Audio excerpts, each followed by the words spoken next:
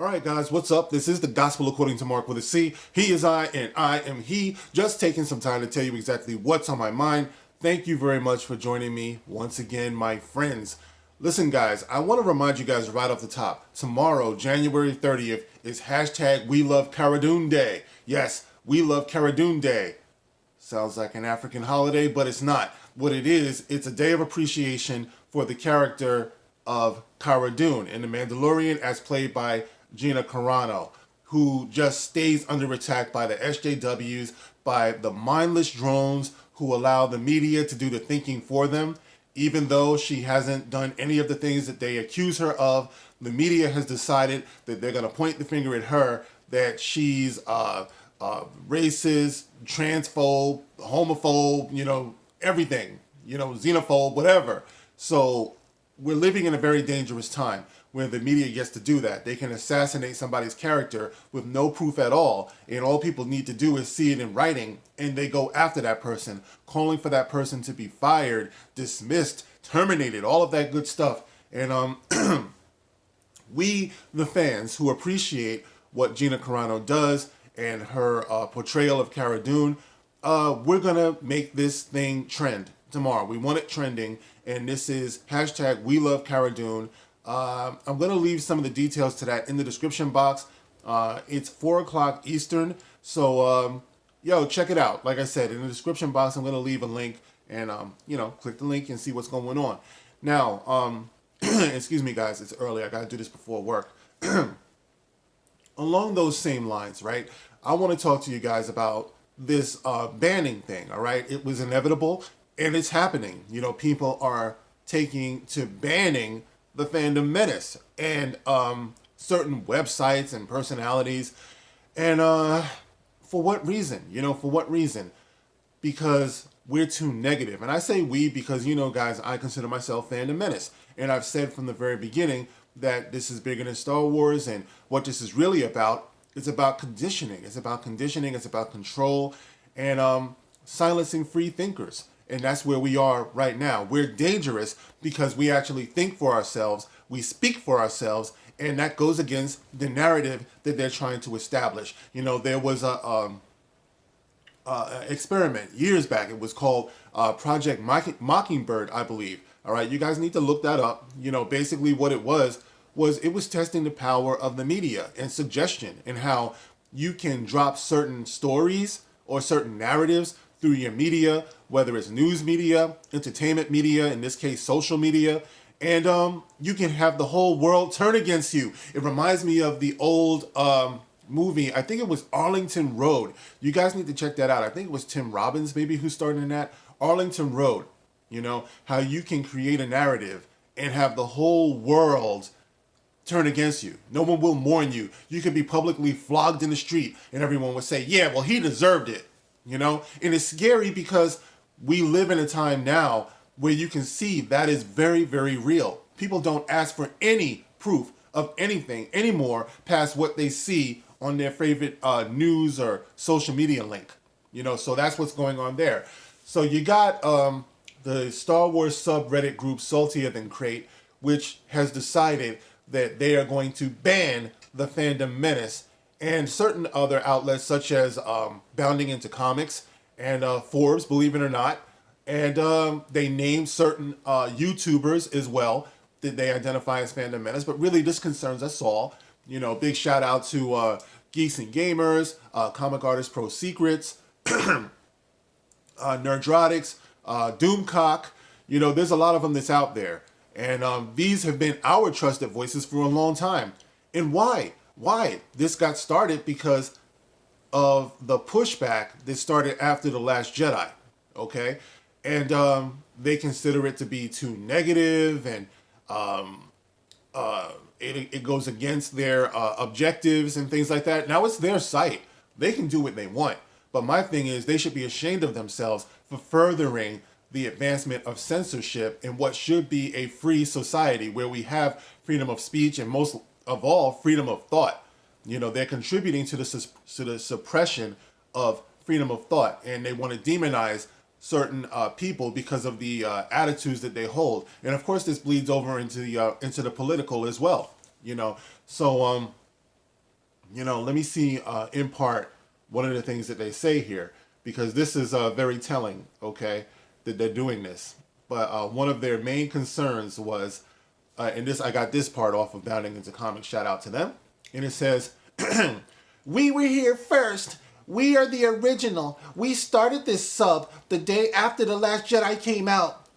Those calling themselves the Fandom Menace only started to do so many, many months after this sub had been up and running. What the fuck are you talking about? This is what your beef is? You were first? You want to plant the flag because you feel like maybe the Fandom Menace is getting too big? I mean, a lot of people feel that way. We need to be taken down a peg or two. I hate the Fandom Menace. For what? It's not a damn popularity contest. It's just a bunch of people who use a hashtag who have a certain opinion. You know what I mean? They only began calling themselves the Fandom Menace after many, many months after this sub had been up and running, and only seemed to do so to ride our coattails with their very own political agenda. Us old-timers have seen it develop over time here firsthand. All right, listen, fuckface. Let's put it this way.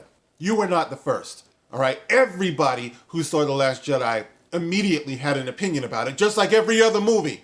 The difference was with The Last Jedi, and I've never seen this before in my life, is that they had a whole group of critics and Rotten Tomatoes. Everybody came out to say and declare that this was the best Star Wars movie ever. And because of that, everybody went running in to see this.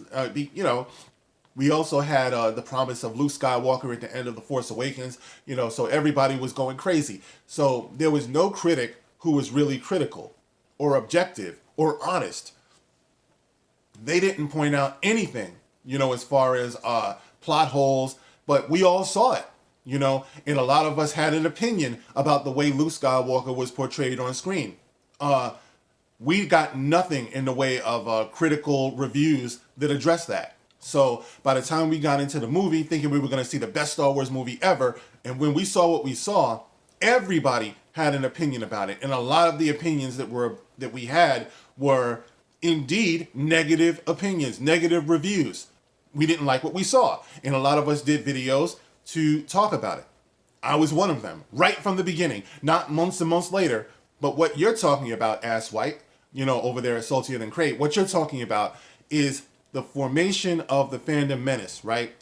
To me, technically, really popped off once we started getting pushback for our opinions. We initially all had opinions about what we just saw. We all talked about it, all right? But we didn't really mobilize and find each other until we realized that the media we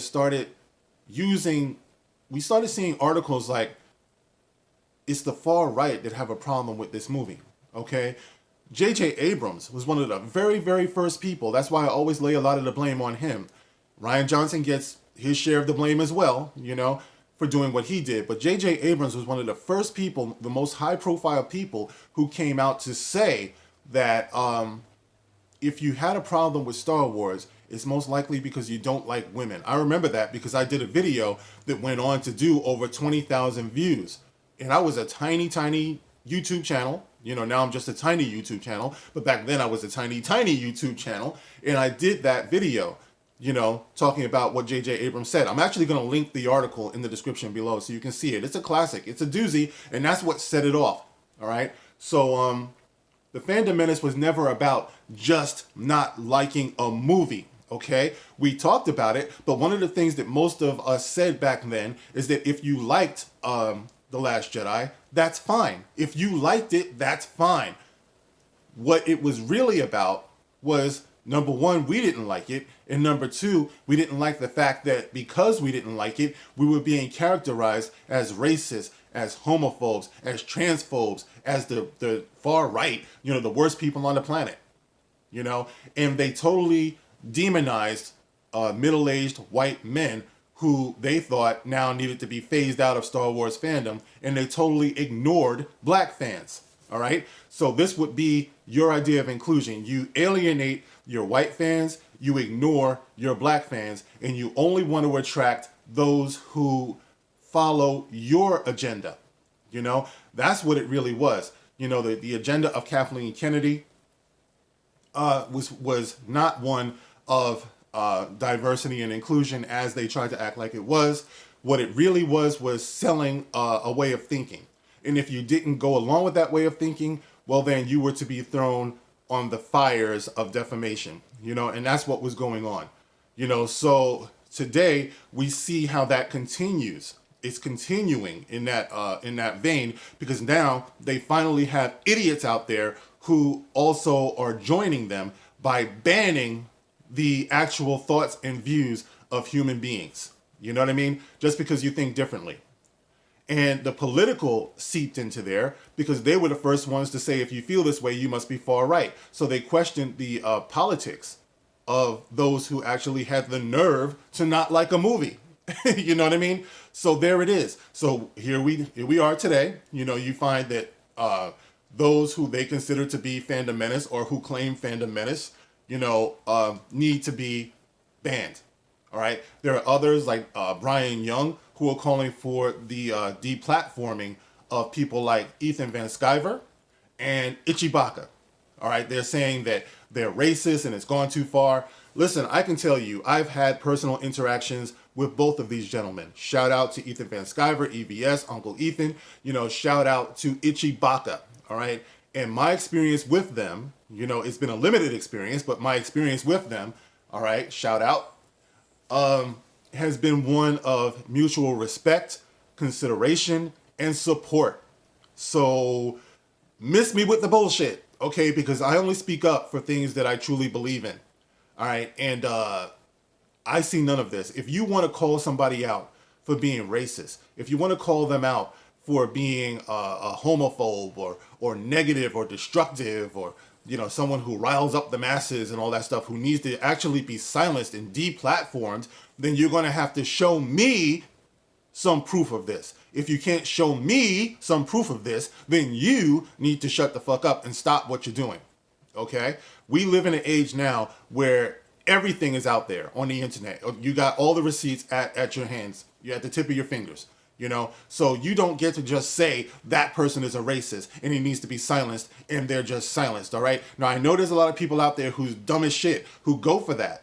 All right. But we don't here in the Fandom Menace. And that is what they're afraid of. All right.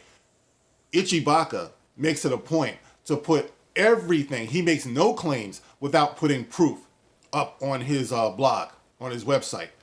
All right.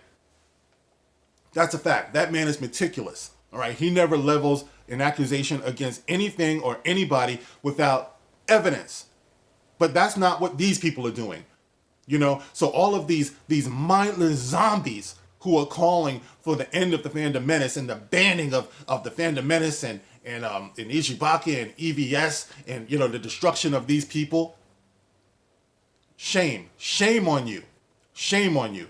That's not where we live. That's not the way it's supposed to be. But that's what's happening.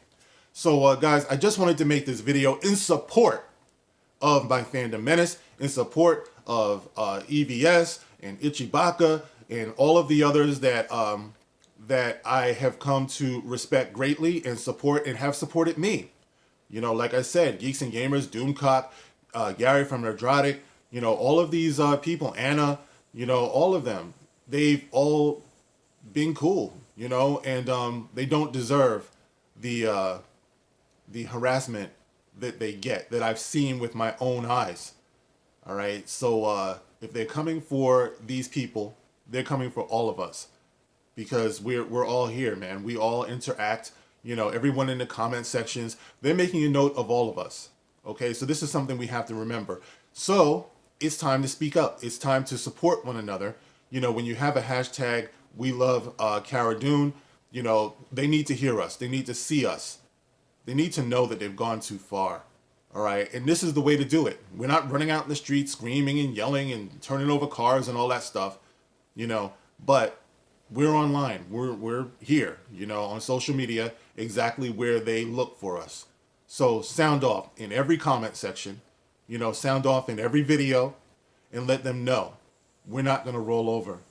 And if you mess with one of us, you mess with all of us, and you're going to lose, because we will make you go broke. Point blank. All right. Enough said. All right. So listen, guys, get in the comment section, sound off and sound off loud, and spread the word. Okay. You can like, you can share, you can subscribe, and as always, you can catch me on Twitter. Like I said, the link to that old article by JJ is going to be in the description as well. And you can catch me on the next one. I thank you guys for listening. It's early in the morning. I didn't have much of a voice, but thank you so much for rocking with the brother. And I will see you on the next one. This is the Gospel According to Mark with a C. Rock on.